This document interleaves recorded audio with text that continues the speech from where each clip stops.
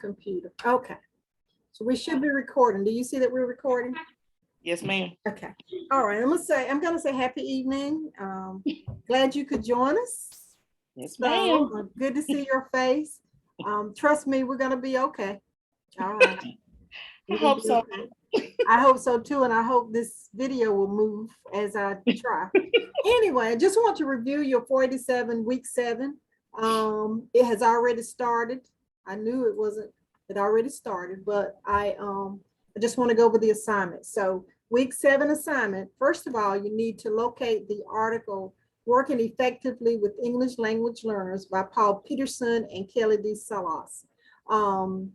Is that in the syllabus or do I need to write that down? I sent it to you via email and Okay. in your course. Yes. It's Okay. in the course. Okay. So if it doesn't, when you make sure that when you Google it, you put Working Effectively with English Language Learners by those two people, and you can add Rethinking Schools. It will pop up for you. Okay. And I need you to list and explain those strategies as they have indicated for improving instruction for English language learners. Okay. Okay. All right. So what are ELL students, English language learners? And it just says that these are students who are unable to communicate fluently or learn effectively in English, who often come from non-English speaking homes and non-English speaking backgrounds, and who typically require specialized or modified instruction in both the English language and in their academic courses. And I know that if you're in a school and you see that, then those students have issues. Sometimes they would do better, but I've been told that when they go home, parents don't speak English, they speak Spanish. So those students are tied in between. Yeah, they are. And then there's not only like at the high school where I used to work, there were several different languages that was being spoken, not just English, because they had Burmese, they had Korean, they had some that spoke Arabic because they came from Pakistan. So they had to try to figure out how to break all of those languages down, because at that point they just had Spanish and English that they were working with. Wow. So yeah. It's rough when there are that many. Yeah. And as you just explained, that English language learners are a diverse group of students. They all have different language needs. You just mentioned that. They have different academic needs and of course social and emotional needs. And I guess those social and emotional needs will come to play, particularly if you're in an environment where you can't sometimes understand what's being told. I'll share this with you. I had a workshop, attended a conference, and the lady got up, the speaker got up, and she started speaking, and every word she said was in Spanish. And I'm like, okay. And we're looking around. But then we also decided that, well, and she did it on purpose because that's what they hear. Yeah, that's what they hear and that's what they get. That's what they hear when they hear us talk and they speak Spanish and don't understand English. They got the same thing that we got that day. So I had a different view. Yes. Of that made good sense. Yes. So it says that English language learners, it says teaching any subject to any student is often a challenging task. We know that, right? Yes. It says when charged with reading ELL students, we must be reaching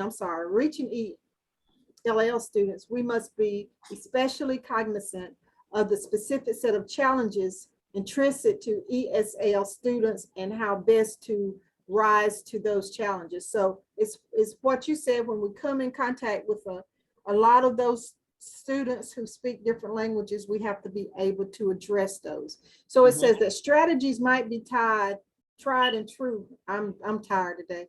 Tried and true in reaching your native speakers, but they could very likely be lost on your ELL students. The strategies that we think are working to help other students be successful may not work with our ELL students. Explicit and effective ELL strategies must be utilized in order for students to gain a true understanding of the content being taught and the language associated with that content. As an educator, when using strategies that aren't beneficial for ELLs, gamble and precious time, and even more precious to students. We gamble with precious time and the time that is even more precious to students. And so it says that what we should do is use strategies that will pay, like those that will be listed in this assignment. And the second assignment is types of ESL and bilingual programs. You will find those in chapter 2. They are in the book, so make sure you use the ones in the book because those are the ones that I will be looking for, okay? Okay. They're in the book.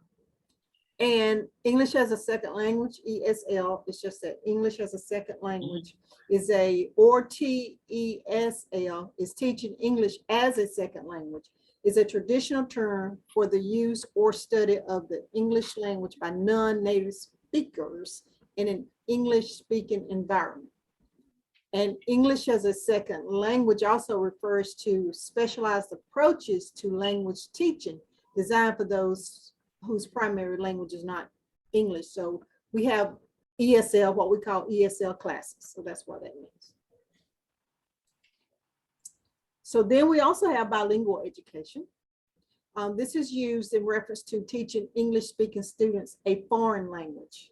And it says bilingual education most often refers to the practice of teaching students English proficiency. There are a few different types of bilingual education programs and of course methods. And it says, remember, I am looking for the ones in the textbooks, those specific ones in the textbook. Okay. Now, week 7 exam, it's the third assignment. It's due February 24th. It has to be completed in one setting, but it's not timed.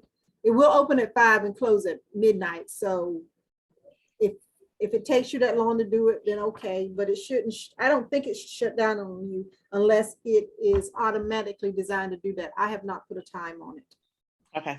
Okay, it is a combination of multiple choice, true, false, listing, and identification of terms. But what is the listing ma'am, and the identification of terms? What terms are you looking for? those that are in the class. Okay. It's not that, it's not. Identification terms, you'll be okay. You'll Okay. be okay. The only reason I asked is because I got so much going on right now and I'm trying to make sure that I can contain everything. And like when I get ready to sit down and take this test, I don't want to be frazzled as to, okay, what am I supposed to be doing now? Just have your book handy. Have your book handy. The information is coming from the education, introduction to education book. The 2 chapters that we had in your, and we did. 9 and 2, right? Okay. Okay. Gotcha. Now I understand. I wanted to clarify. Okay. All right. You have any other questions? No, ma'am, I'm good. Okay. Well, I thank you for joining me today. I will see you. Yes, ma'am. I think I got a schedule for next week. Yes, you do. We finished. Okay. All right. You do. All righty. Okay. Well, take care, Miss Okay. Taylor. It's good seeing you. You too. All right. Now I'll see if I can end this video. I'm just gonna smile till it happens.